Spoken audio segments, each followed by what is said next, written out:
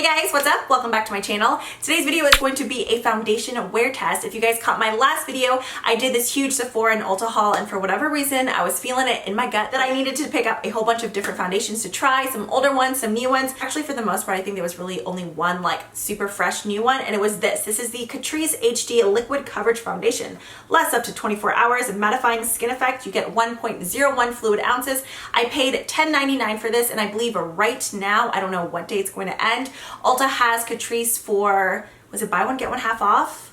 Ooh, let me check. Buy one, get one 40% off the entire line. So like I said, this one was $10.99. I feel like $10.99 is pretty average for foundations at the drugstore these days. Maybe kind of mid-range, because I know like L'Oreal and Revlon have some foundations that are like, I want to say the at least like $12 to $13 range. That also kind of varies from store to store depending where you shop. Right off the bat, one thing that I can tell you that is not impressive whatsoever about this foundation is the shade range. There's only 4 shades available, and that seems kind of to be the thing throughout the entire line, because I was looking at some of their other complexion products that offered shades. This is the third like darkest shade, well, the third shade in the range, and I mean I would say more of like a light medium complexion, so I don't get that. I hate that all foundations don't cater to like every skin tone, or at least like make one really light and really dark and kind of 2 in the medium range to where people can like mix and match if they need to. But even the deepest shade in this, like if you have like a really rich deep complexion, I don't know if you'll be able to find your shade, which is a total shame. Trust me, if it were up to me, I would change that. I don't even know like how pale the lightest shade is, because the Ultas around me don't carry the line in store. In fact, let me see if it's online only. Yeah, Catrice may be online only. So in today's video, I'm going to go ahead and apply it for you guys, and then kind of do a couple of check-ins, let you guys know all about the wear time, the formula. But before we get into that, I just wanted to give you some of the claims that the foundation has to say about itself. So like I said, only 4 shades, $10.99. It says it's a high-def coverage. Catrice's HD Liquid Coverage Foundation is an ultra lightweight, high coverage foundation for a natural looking finish. And then the benefits state that it covers imperfections, it mattifies the skin, and creates a smooth and even complexion for up to 24 hours. If I didn't have this huge pimple already, and if I didn't have family pictures like tomorrow to where I would be willing to kind of risk my complexion, I would possibly do the 24-hour test. But yeah, I already have this like monster right here, and I'm kind of trying to like nurse that baby right now. And then it says it features a unique dropper application. It's paraben free, and it's not tested on animals. So the first ingredient in here is water. If you guys didn't catch that previous video, as you can see, it's just a dropper formula. It is a frosted glass bottle, and it is a very runny product. On the back, it says most of the same things, except it added non-oily texture that feels like a second skin. It provides a long-lasting full coverage without mask effect, and creates an even complexion with high definition finish for camera ready skin. Is it camera ready? You let me know. But yeah, let's go ahead and jump into the actual application, and I hope you guys enjoy. I'm going to go ahead and grab a brush and a sponge. I'm thinking with this though, a brush will probably apply the best. As I mentioned previously, there was only 4 shades in this. I grabbed the third one, which is in Sand Beige 30. Hopefully it doesn't oxidize too much. I haven't really even swatched this yet. Like in that previous haul video, I showed you guys the consistency of it, but that was about it. So let's go ahead and give it a good shake. I don't know if it recommends that. Yeah, shake before use. Okay, so I'm gonna shake it up, and I think I'm gonna go ahead and just do like, show you what a full drop would be on the back of my hand. That's quite a bit of foundation. And first, on the right side of my face, I'm gonna go in with this Tarte dual-ended brush. I loved using this one with the Alginist foundation. So as you can see, I have a huge blemish right here. This thing has been here for I don't know how many days now, and I have family pictures tomorrow. So I'm like, I need it to go away. It's probably not good that I'm like pounding more foundation on top of it, but it is what it is. Okay, so coverage-wise and color, looks like it's pretty good so far. I was a little bit nervous with it saying matte. I normally like to stick to like dewy and radiant foundations, but as long as it's not like super drying matte, I think I'll be okay. It's looking like it's going to be more of a like satin matte finish, but as you can see, it pretty much completely covered the redness of that huge zit. I was FaceTiming my parents, and that zit had like a profile of its own. It's massive. Oh, I think this brush is going to be perfect with this. I'm noticing right away it has a very like, once it's on my face, it's not quite as strong. I feel like it's more, is it the brush or is it, hold on, let me try applying it with another brush, because it could be like the soap that I used with that brush. I I'm just gonna use this Kevyn Aucoin brush really quick just to see. No, it's the foundation. I guess I could have just sniffed this. That was stupid. It smells exactly like baby wipes. Like if you were to buy cheaper baby wipes, not like Pampers or Huggies, but just like a generic brand of baby wipes. It has this like, and I just got on my lip. Awesome. That's exactly what it smells like. Okay, so that's definitely, I would say, full coverage. It covered that zit. Obviously, it's not really going to do anything to texture, but it did cover the zit. It's not feeling like super tight and dry on my skin. It does still have a slight tacky finish. I don't think my pores are like super emphasized. I feel like the NARS Sheer Glow definitely looks a little bit better on my skin, but I'm just crazy about that foundation, so that could be why. I'm gonna go ahead and let this sit longer. Let's go ahead and move on to my forehead, and I'm gonna try it with a sponge on the other side just to see what it looks like. I can already tell you right off the bat, just the way that it looks on my skin, it's not my favorite. It's not bad, but I definitely have other drugstore foundations that I prefer more than this, just because it's a little bit too flat looking to me. I just like foundations that are more skin-like. It's not quite as heavy as like the Kat Von D Lock It Tattoo foundation. I can't handle that one. That one just feels like it's like sucking every bit of moisture from my face. Look at this side.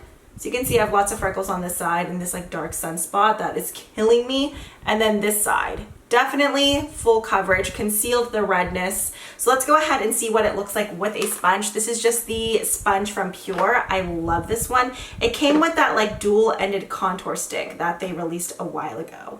I don't really feel like it's oxidizing too much either, so that's good. Okay, so here it is. Oh no. I think brush is going to be the way to go. This is leaving behind like a weird sponge like texture. I don't like that at all, so we're gonna go back in with the brush. If you guys don't have this brush, a good drugstore option I think would be the e.l.f. brushes. Not the flat top one, that one would work, but I like that this one has a slight dome, and I know I actually just purchased one from e.l.f. I wanna say it's like the Flawless Foundation, Flawless something HD brush. Okay, so that is one coat. I can already kind of tell right here on the sides of my mouth, I feel like it's gathering a bit. I wonder if I take a little bit of the dampness from the sponge and kind of press it in right there.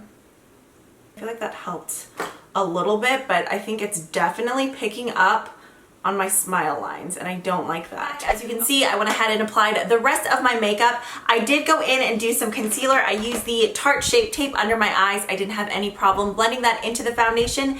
And then for my setting powder on my concealer, this has been my go-to powder lately. I've had it for forever, but I kind of pushed it in the back because I had purchased this and the Ben Nye Banana Powder like years ago. I'm not sure if this is expired or not. Oh, 30 months. Yeah, I don't think I've had it that long.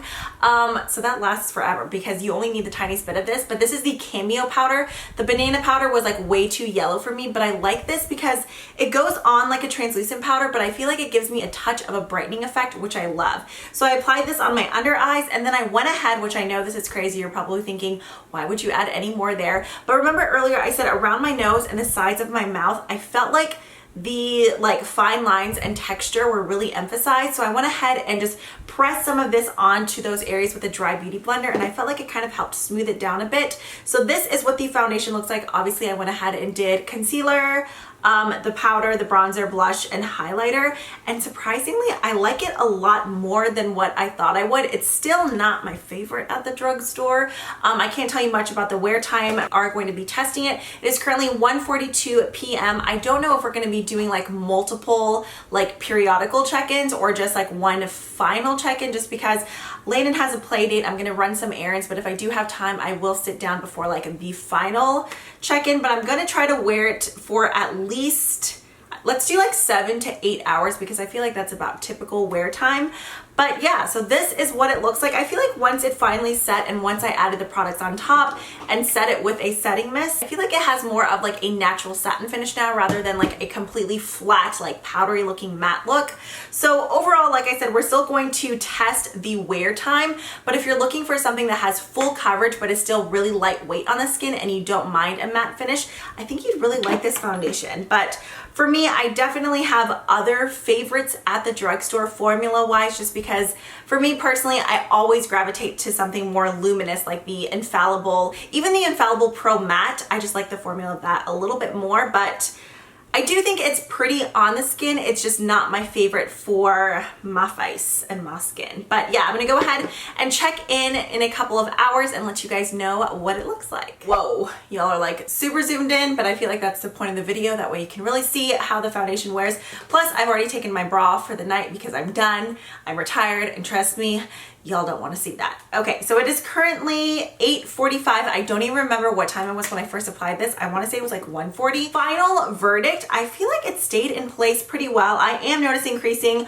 on my under eyes. That could be the additional concealer that I applied on top, but still the main area that I was really concerned about whenever first applying this is still kind of the same thing right now. I'm noticing a lot of like creasing and just like, I don't know, a lot of like extra attention on these fine lines around my mouth, which I am not really liking. But everywhere else the foundation pretty much stayed in place. I didn't powder my forehead at all. The only areas where I went in and powdered with the Ben Nye Chamomile Powder was on my under eyes. I did apply some right here, which I mentioned previously, and then on my under eyes. Everywhere else kind of dried down to that matte finish, which was noted in the claim. So I didn't powder anywhere else. If you guys are curious, I've mentioned it a ton in previous videos. I'm kind of more on the normal. I'm not quite as dry as I used to be, so I want to say I'm pretty much normal. Like my T-zone definitely does get oily like many other people. I never went in and touched up my face one bit throughout this entire wear period. The foundation is still on my pimple. It's still covering that redness. Obviously you can still see the bump,